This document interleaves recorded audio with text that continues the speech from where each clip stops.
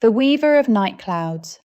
High above the sleeping world, where the blue of evening deepened into indigo, and the air grew thin and silver cold, there stood a little loom among the clouds. No tower held it there. No staircase reached it. It simply rested at the quiet edge of the sky, where the last breath of twilight met the endless darkness of night. And beside the loom sat a solitary weaver. She had no name that the waking world knew. The stars called her the Weaver of Night Clouds. Every evening, when the first lamps appeared below and the last birds settled into their nests, she opened the small silver basket beside her and looked down upon the world. She could see everything from there, cities glowing like handfuls of scattered jewels, villages tucked beneath dark hills, ships moving slowly across moonlit seas, little houses with curtains drawn, tall buildings whose windows still shone with the busy light of people finishing one last task before bed.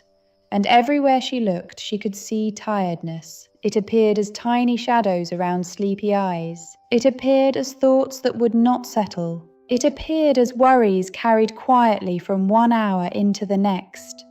So the weaver began her nightly work. First, she reached into the cold air and gathered the moonlight. Moonlight was not as easy to collect as it looked. It slipped between her fingers like water, but the weaver knew exactly how to catch it. She held a thin silver bowl beneath the moon, and as the light passed through the high, clear air, little threads of brightness gathered inside. She wound them carefully around her fingers, one strand, then another, then another. Soon, her hands were wrapped in shimmering silver thread. She smiled. "That will do," she whispered. Then she turned toward her loom. The loom was made from pale cloudwood, polished smooth by centuries of wind. Its frame glowed faintly with starlight, and its needles were long and delicate, like frozen rays of moonbeams. The weaver lifted them. Click, click, click. The sound travelled softly through the upper sky. Click, click, click. It was the gentlest sound in the world. Below, though no one knew why, a child turned over beneath a blanket and sighed peacefully. A tired traveller finally closed her eyes. An old man resting beside an open window loosened his shoulders. The weaver continued. She drew one silver thread across the loom, then another. She looped them together with careful fingers. Over, under, through, pull, click, click, click. Slowly, a dark fabric began to form. It was deep indigo, almost the colour of midnight itself, but the weaver never left it completely dark. From a little velvet pouch, she took tiny fragments of starlight. Some were pale and white, some were soft blue, some glimmered faintly gold. She tucked them into the fabric one by one. "For warmth," she said. Because dreams, she knew, needed warmth.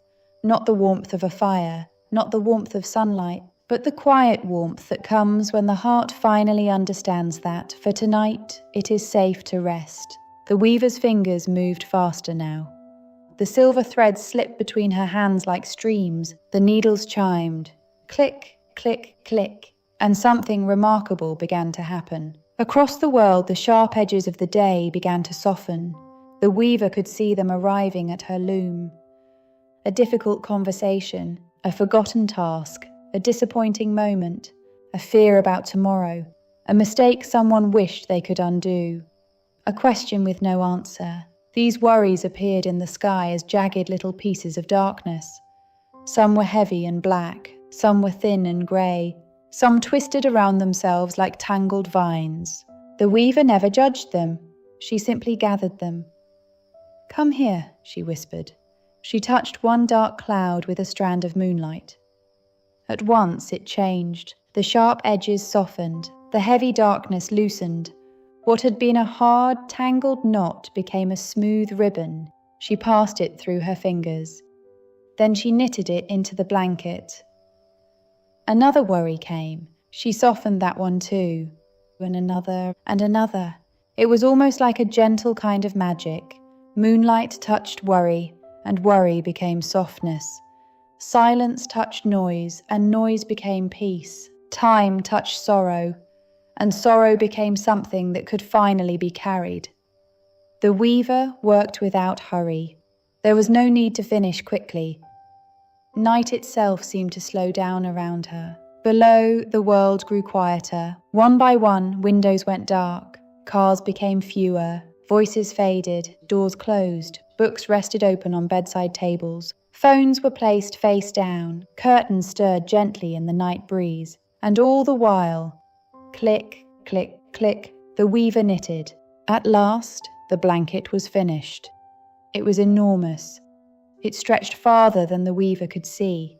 Its surface was soft as velvet, deep as midnight, and scattered with tiny points of starlight. She lifted one corner. The blanket floated upward. Then, very slowly, it began to descend.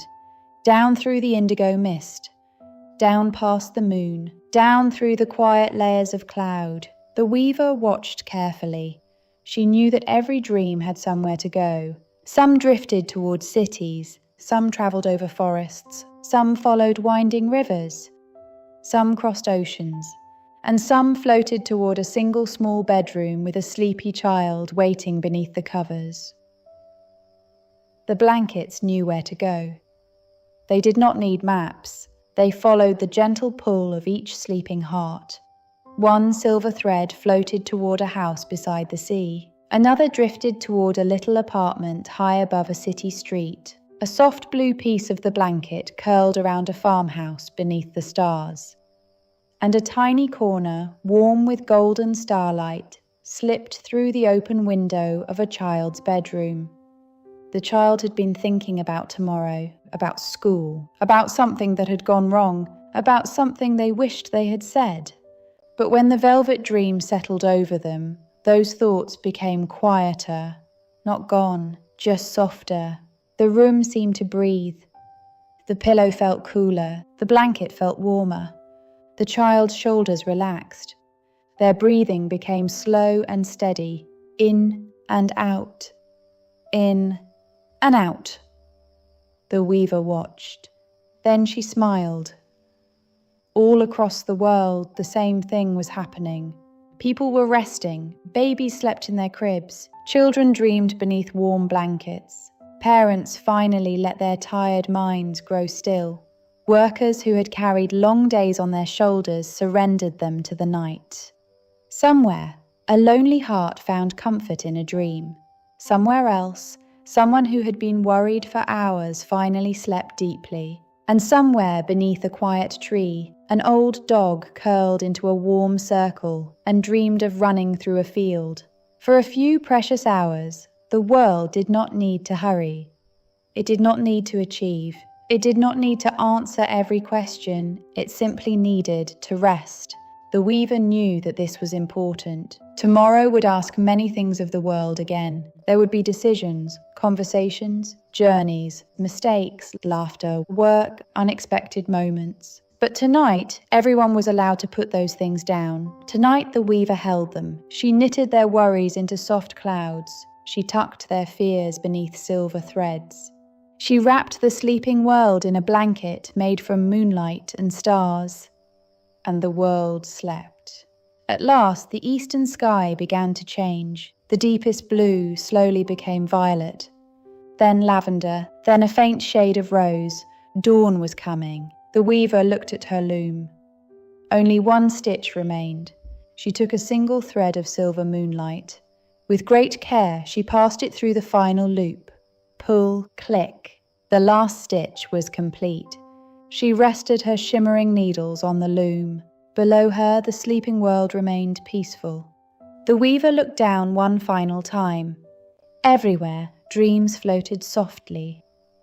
Everywhere, tired minds rested. Everywhere, hearts were gathering the quiet strength they would need for another day. The weaver smiled. "Sleep well," she whispered. Then she folded her hands in her lap and waited for the morning sun. And if, tonight, you listen very carefully, perhaps you will hear it too, far above your window, far beyond the clouds, far beyond the moonlit sky. Click, click, click. The weaver of night clouds is knitting, and one of those soft dreams may already be floating gently toward you. So let your eyes grow heavy, let your thoughts grow quiet, let tomorrow wait until tomorrow.